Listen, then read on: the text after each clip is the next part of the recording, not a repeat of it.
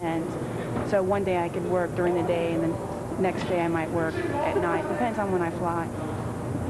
Currently we're on a split deployment site with the main deployment being here and a detachment being back in Jacksonville. And we rotate out with another squadron at the end of our 6 months. I haven't got a chance to go out off base, but I have flown over the country quite a few times. And it's actually a beautiful country, and we've seen the cities from above and did like coastline tours and stuff.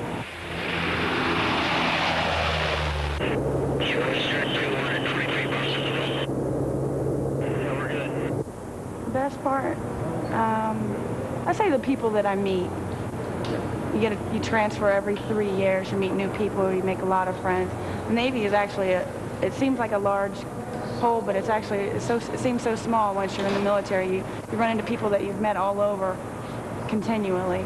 Every time you go someplace, you run into people that you've met other places. It's kind of like a big family.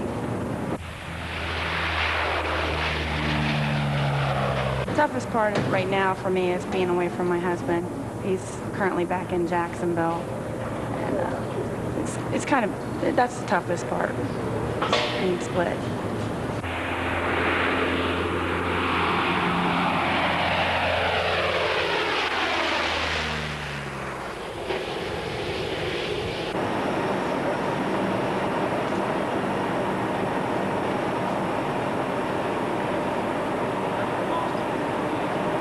Meira þarf þó til við að halda þessum vélum úti.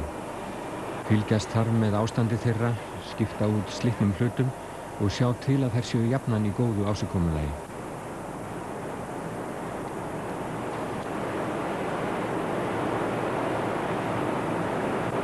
Oron Murphy, flugvirki, einn af þeim sem sér viðhald vélana. Hvað var það sem heillaði hann við starfið? Well, the best part of the job is probably finding out stuff about yourself that you really wasn't aware of if you were just, back at home sitting around. When you get into the thick of things and you really have to use your head, in crunch time situations, it kind of makes you appreciate what you do. There's a lot of things that I can do. This just so happens to be the one that I'm doing now. But if I make a career out of the Navy, which it seems I'm leaning toward that way, it's good, but once I finish here, I'm going to pick up something else and carry it even further.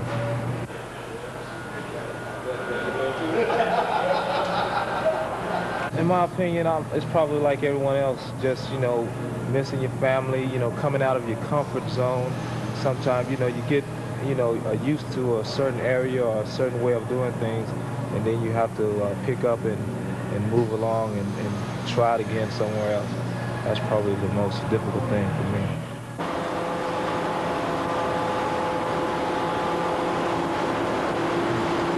Well, A.T. Mahan High School here consists of 220 students, grades 7 through 12, which actually is ages 12 to 18. We have some at 19 when they leave. There are 15 full-time teachers here, and while it's a small school, we think we make up in enthusiasm what we may not have in numbers. There are some obvious differences running this school here and other places I've been. I think the basic difference is all of the students live on base. So this is actually a very isolated community, and the students here do not interact with their neighbors who may be Icelandic because we live here. Other places I've been, Norway, for example, the students all lived in the Norwegian communities, and in England it was the same. So I think the folks had a different impression of the host country than what our students have here. Academically, there is very little difference between this school and the same kinds of schools that we operate in Japan, in other parts of Europe. That remains consistent. The goal is that these students can go back to other places in the States and integrate rather quickly and go on to post-secondary training, technical colleges and universities, whether or not they go to this school or one of our schools in another country. We do interact with the Icelandic schools, and I think the friendship and cooperation has been quite good. However, we just don't live among the locals. We're guests here, and it's different in that sense. If this is Iceland here, then the fish protected by Iceland, the continental shelf here, the fish must be Icelandic as well. Það svolítið erfitt og að vera í skólanum allan dag. Svolítið leiðilegt að bara, þú veist, eins og á jólunum þá eru krakkarnir, þú veist, hérna, þá eru þau í jólafríi lengri en hérna, á skólanum hérna eitthvað öllu. Og svo fara krakkarnir á Íslandi í sumarfrí miklu, þú veist, rosalega snemma. Við vorum í skóla til 16. júní í síðasta ári. Why would it get into debt? Yes, decreasing stocks of fish would say, uh-oh. It's different by ways of, up here they're more freer, I guess, because it's not, there's no crime, and I see a lot more kids like walking out on the street, and in the States it wouldn't be that way.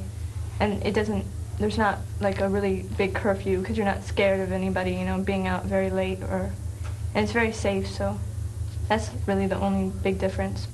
Getting to be in different cultures and living in different places is fun, you know, getting to meet the different kinds of people, but leaving friends and, you know, my house, having to go through all of my stuff and decide what's junk, and, you know, some of the decisions I made are very hard, so, but that's what I've known, so.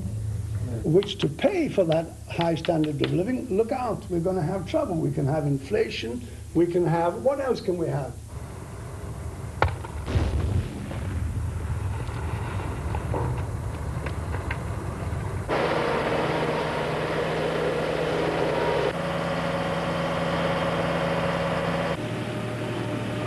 Nokkur hundruð Íslendingar starfa hjá íslenskum verktakafyrirtækjum sem annast framkvæmdir í bænum, frá viðhaldi til flutnings og pökkunar á búslóð. Hjá Varnarliðinu sjálfu starfa tæplega 1000 íslenski starfsmenn og sinna þar allt frá viðhaldsverkefnum til stjórnunarstarfa. Þá sjá Íslendingar ýmsa starfsemi fyrir íbúana, en dvalartími þeirra svo stuttur að oft fólkið rétt búið að setja sig inn í hlutina þegar það sent á næsta stað. Einnig sjá íslensk fyrirtæki ýmsa þjónustu fyrir Varnarliðið.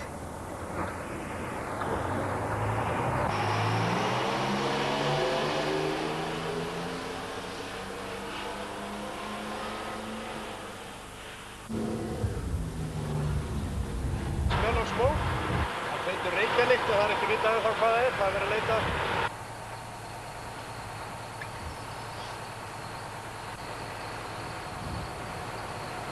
Þetta spennandi starf, þetta krefst mikið af manni.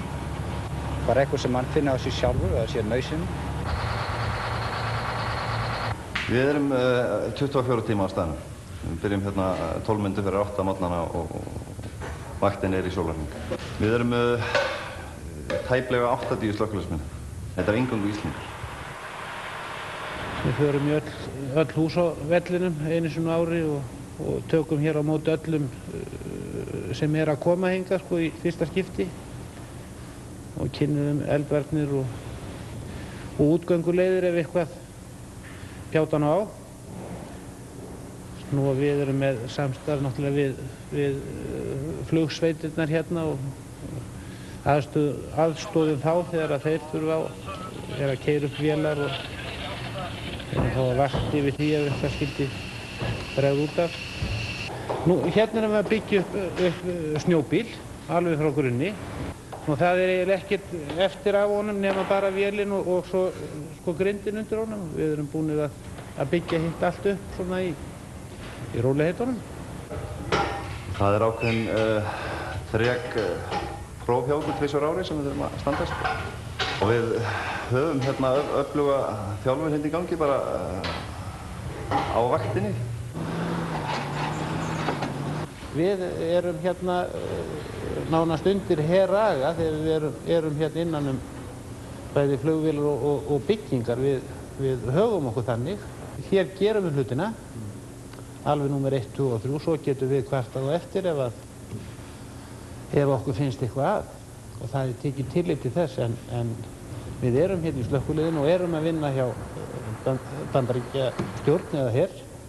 Og við gerum það sem okkur sagt að gera og Já, okkur ekki sagt að gera neina helvítis brúða vitleysu, sko. Hérna allt saman heilbrigðir náungar. Sem betur fer, þá höfum við verið lánsamir gegnum árin. Og eins og ég segi, fyrirbyggjandi starfið því að þakka mestu leyti og eins og ég segi, við erum tengd slökkvistöðinni, tengd við öll hús á vellinum. Þannig að ef það fer reykskynjar í gangi ekstra í einhver íbúð, þá er það komið inn til okkar jafnóðum.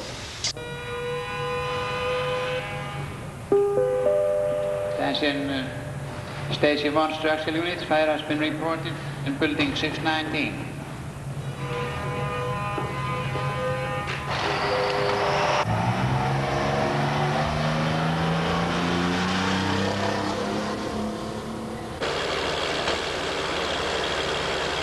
Slökkviliðið sér einnig að halda flugbrautum vallarins ávallt ís og snjólausum.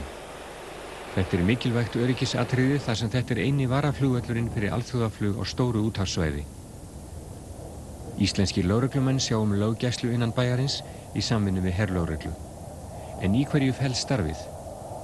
Það almenn löggæslustörf, halda uppi lög og regluðu. Nú það hérna í hliðinu líka að fylgjast með að þess ekki verið að fara út á vellinum þar sem á ekki að fara, þetta tollhrindarsvæði. Nú og hérna skemmtistaðir Varnarliðsins og þangað koma gestir og ef eitthvað ber út það þá aðstofum við og mætum á staðinn ásamt herlögreglu, leysum þau mál. Þetta samstarf gengur mjög vel við herlögreglu hérna á staðinn. Og svo erum við líka við gæslu í flugstöðinni Sveitarfélaga. Það ekkert útgöngubann lengur. Þeir fara að vild nánast. Hann takmarkaður að því leyti sko að ef þetta varnarliðsmenn sem eru ógiftir og búið hérna upp frá þá mega helgar hafa gestir til 2 en aðra dagvíkunar fram að miðnætti og þá getur við sérstök gestarleifabréf fyrir það fólk. It's all about security, making sure the right people get in with a little delay, making sure the wrong people don't come in. There's not a curfew anymore for American military people going off base, but there is a curfew for Icelandic and other foreign national visitors coming on base.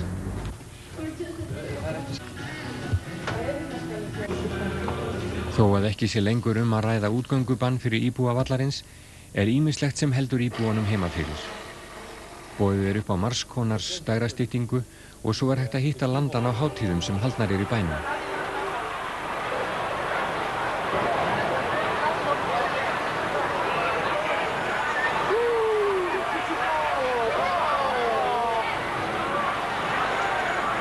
Lágt verðlag innan vallars getur líka haft áhrif, en þar hægt að bregða sér út á lífið innan vallarins. Hvort heldur menn vilja notalega máltíð, spennandi dansleik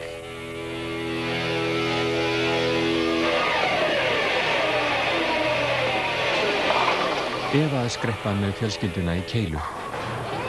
Þar jafnvel hægt að keppa við Íslendinga því íslensk lið kom í bæinn einu sinni í mánuði.